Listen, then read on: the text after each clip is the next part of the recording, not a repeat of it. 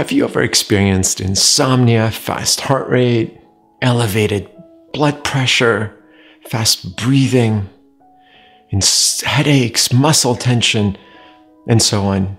I'm sure you have at least have had one experience. Well, that's anxiousness. And if you have experiences like this regularly, that's simply anxiety on a regular basis. So what is anxiety? Anxiety is where our brain perceives threat even though it's not there. In a sense, it's irrational fear of something that isn't present. And that part of the brain that's responsible for our emotions is what's triggered. It's the amygdala, a little tiny almond from Latin, is what's triggered in the brain, and it perceives fear as though it's there, yet it isn't. It shuts off our prefrontal cortex, which is our thinking part of the brain, right where your forehead is. And we're in a state of panic. That's it. That's literally the connection that ends up happening, is fear that isn't there causes our body to panic. Now, it's understandable if there's a tiger chasing us, of course. That's a normal physiological response. We want that wiring to be part of our biology and our physiology. But now we have an epidemic of this irrational fear, and we're in a constantly state of panic. Well, the good news is that we now know in neuroscience that our brains are susceptible to neuroplasticity, which means formation of new connections. We can literally rewire the brain and no longer be in the same state. We can rewire our brain for anything, really. Remember yourself as a child learning to use the toothbrush for the first time? Do you remember riding your bike for the first time, or learning to ride your bike for the first time? Well, that really is how we form new connections. We repeat something enough times until two brain cells, neurons, they literally form a new connection. So they fire together, and then eventually they wire together. That's a physiological phenomenon in neuroscience. The opposite of that is when you don't use something, you lose it. So you lose a function, or you lose a skill if you don't use it.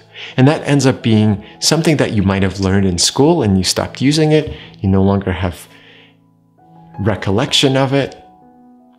So when you are learning something new, it requires focus, it requires your attention, and then of course your intention to learn it. Well, the simple method to literally rewire your brain to calm down your nervous system responsible for triggering you into a state of anxiety is breathing. I know, simple. We do it all the time. Look. Well, not so simple. Most of us, under normal circumstances, a state of relaxation, we breathe between about 9 and 15, 16 breaths per minute, roughly. But when you're in a state of panic, we can breathe at the rate of 22 breaths per minute. And that's pretty fast, or even faster if we're in a state of panic, complete and utter panic. Well, now the goal is to literally slow down your breathing, but not only slow down your breathing at the time that you are mindfully breathing, but wire your brain for slower breathing in general, where it becomes muscle memory, similar to brushing your teeth. I'm going to teach you a technique, and I'm going to challenge you this to 45 days. In other words, every day for 45 days. Now, if you skip a day, guess what happens? You have to start your count all over. The reason I say 45 days is I have discovered over time that, yes, it becomes a habit after a certain number of days. However, it really is something that allows you to rewire the brain, form new circuitry. So part of your breathing technique that I'm going to teach you requires you to have a space and time where you literally dedicate your time being uninterrupted, and preferably you have 3 things that you do. 1, you designate a particular spot that you associate with training your breathing. 2, you are uninterrupted and are not rushed. And ideally, you might choose to do this in the morning because breathing really energizes you. So that's a good way to start the day. And 3, you might consider getting an eye mask. And the reason I suggest an eye mask is because it blocks out the light entirely. So it really allows you to go inward and really allows you to be much more engaged with your breathing. So the first part of your breathing is the first part of this technique is to, as you're keeping your eyes closed, you really focus all of your attention on your abdomen. Don't do anything besides just literally bringing all of your attention to the abdomen.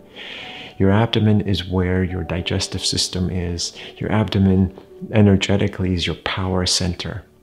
So you bring all of your attention to your abdomen first and just sit with it. Just for 10, 15, 20 seconds, literally just scan the abdomen. See what it tells you. Really sit with it. Next, you bring your abdomen and engage your abdomen with a breath. Now, what that means is when you breathe in, your abdomen should really come out. If you don't do that on the first try, it's okay, be patient. But the goal is to bring your abdomen out. So you might place one hand on your abdomen, the other hand on your chest, and you simply sit by having 2 hands in 2 different places, and you take a breath through your nose.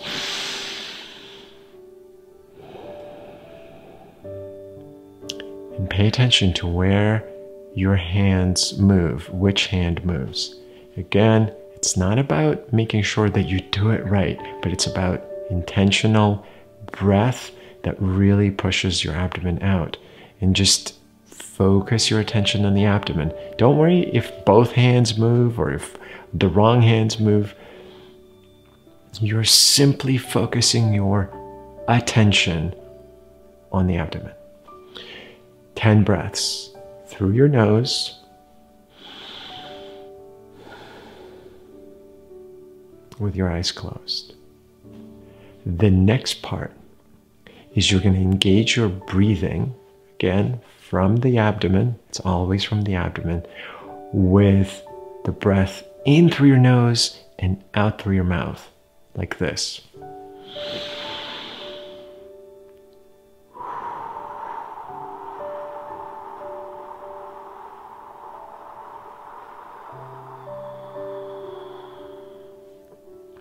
When you breathe out through your mouth, purse your lips so that the air is focused and it comes out. It's almost like ocean breathing. You take a breath in through your nose, that breath of fresh air, and then you breathe out all the carbon dioxide to really help eliminate as much carbon dioxide as you can. You breathe in through your nose and out through your pursed lips. 10 breaths. Next, you're going to take 3 breaths through each of your nostrils.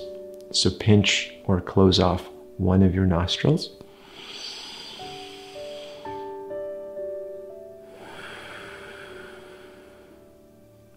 And then you rotate to the other side. You're going to do 3 more breaths. Now you're up to 26 breaths.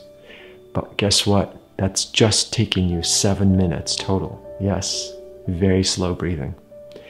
And last, you're going to take another 10 breaths back through your nose in and out through your nose again. So you finish on the same exact pattern, with the exact same pattern.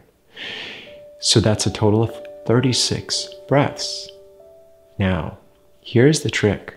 The trick is you inhale on a count of 3 and you exhale on a count of 6. And the reason you do that is because that engages your vagus nerve. Just the name of a nerve called vagus nerve. In other words, it's also known as the wandering nerve because it comes from the brain, goes through your neck, goes all the way through your chest, all the way down to your abdomen. It's a wandering nerve. It has a lot of connections in the body. But what's really important about that nerve is it's part of your autonomic nervous system, which is the nervous system that calms down your energy, calms you down. It's what alleviates anxiety. What's interesting is that when you take a breath in on a count of 3 and a count of 6, you breathe out, that is what engages or excites that nerve. So that is an important part of your breathing. So that series of breaths is what is going to help you engage that nervous system called parasympathetic, which is what calms you down. Now, the challenge again is really to do this every day for 45 days. If you skip a day, I'm going to have you restart the count all over. I really would love for you to share your experiences. Share your own breathing techniques. If you've enjoyed this video, please share. Please subscribe to my channel. And I really look forward to seeing you next time as we continue to learn more techniques to help rewire your brain, to calm you down, and to really connect with your inner wisdom. And until next time, stay well.